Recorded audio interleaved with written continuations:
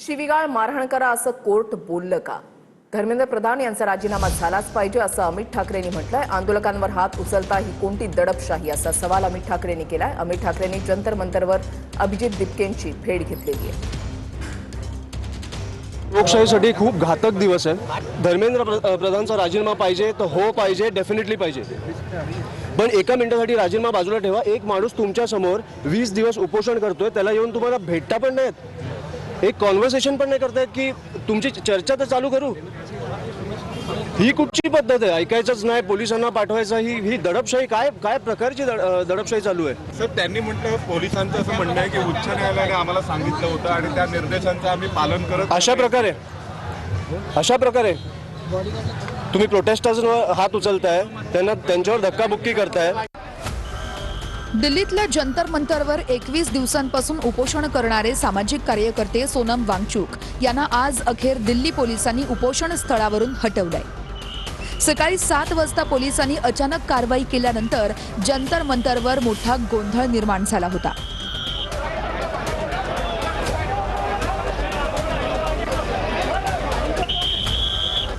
यावेळी काही आंदोलनकर्ते आक्रमक झाल्याचंही पाहायला मिळालं।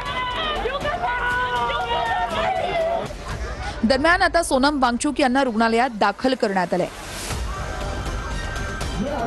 दुसरीकडे अभिजित दिपके यांनी आमरण उपोषण सुरू केलंय। नीट पेपर फुटीच्या घटनांमुळे केंद्रीय शिक्षण मंत्री धर्मेंद्र प्रधान यांच्या राजीनाम्याची मागणी करत सोनम वांगचुक यांचं 28 जून पासून उपोषण सुरू आहे। केंद्र सरकारने या उपोषणाची कोणतीही दखल घेतलेली नसून चर्चेसाठी कुणी मंत्री फिरकलेही नाहीयेत। या आंदोलनाला देशभरातूनही मोठा पाठिंबा वाढत असल्याचं वातावरण आहे। 21 दिवसांपासून सुरू असलेल्या या उपोषणामुळे वांगचुक यांचं 9 किलोहून अधिक वजन घटलंय, तर त्यांच्या तब्येतीला धोका असल्याचंही बोललं जात आहे। या उपोषणावरून दिल्ली हायकोर्टात एक याचिका दाखल करण्यात आली होती। वांगचुक यांची प्रकृती ढासळत असल्यानं डॉक्टरांच्या सल्ल्यानुसार आवश्यक तो सर्व वैद्यकीय हस्तक्षेप त्वरित करावा असे आदेश न्यायालयाने प्रशासनाला दिले होते। याच मुद्द्याचा संदर्भ देत आज सकाळी 7 वाजेच्या सुमारास पोलीस जंतर मंतरवरील उपोषणस्थळी आले। वांगचुक यांच्या प्रकृतीची तपासणी करायची आहे असं पोलिसांनी आंदोलनकर्त्यांना सांगितलं। वांगचुक यांना रुग्णालयामध्ये नेत असल्याचं कुणालाही कळू नये म्हणून पोलिसांनी वांगचुक यांच्या सर्व बाजूंनी पांढऱ्या रंगाचे कापड लावले आणि याच पांढऱ्या रंगाच्या कपड्यांमधून पोलिसांनी वांगचुक यांना उचलून नेलं।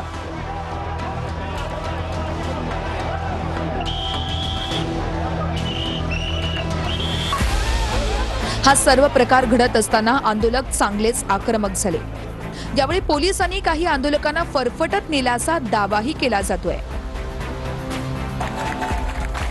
पोलिसांनी गोंधळामध्ये मारहाण केल्याचा आरोप स्वतः अभिजित दिपकेंनी केलाय। दिल्ली पोलीसचे 40 लोक सिव्हिल ड्रेसमध्ये आले, चादर घेऊन आले आणि सोनम सरांना इथं धक्कामुक्की करून, शिवीगाळ करून इथून घेऊन गेले। आणि मी ज्या मित्राकडे गेलो होतो, अनिश गावंडे, अनिशकडे मी रोज सकाळी 7 वाजता जात असतो फ्रेश होण्यासाठी। पोलीस बरोबर त्याच टायमाला आली आणि अनिशच्या घरासमोर मला पोलिसने मारलं।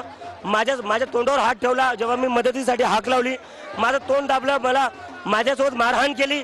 मला रस्त्यावर त्यांनी पूर्ण ड्रॅग केलं रस्त्यावर आणि मला म्हणले, कसं काय जंतर मंतरवर जातो, बघतो तू आणि तो सोनम वांगचुकला बघून घेतो आम्ही। इथपर्यंत कसे आले पोलिसांनी तुम्हाला? मला इथून मागून भिंतीवरनं चढून यावं लागलं। पोलिसांनी बॅरिकेड लावून ठेवले होते, पोलीस आत नव्हते येऊ देत मला, तर मला ह्या भिंतीवरनं चढून यावं लागलं। दरम्यान आता वांगचुक यांना रुग्णालयामध्ये नेल्यानंतर अभिजित दिपकेंनी जंतर मंतरवर आमरण उपोषण सुरू केलंय। उन्हें लग रहा था अगर वो सोनम सर को यहाँ से हटा देंगे, जबरदस्ती उठा ले जाएंगे तो ये आंदोलन खत्म हो जाएगा। अब सोनम सर की जगह मैं इंडेफिनाइट हंगर स्ट्राइक पर बैठा हूँ। मैं अपना अनशन शुरू करने जा रहा हूँ और मेरे साथ यहाँ पर हमारे स्टूडेंट्स और साथी है, नेहा है, मनीष है, हम लोग अमीन, हमाद, ये सारे लोगों की हंगर स्ट्राइक पहले दिन से जारी है और मैं भी अपना इंडेफिनाइट हंगर स्ट्राइक शुरू कर रहा हूँ आज से।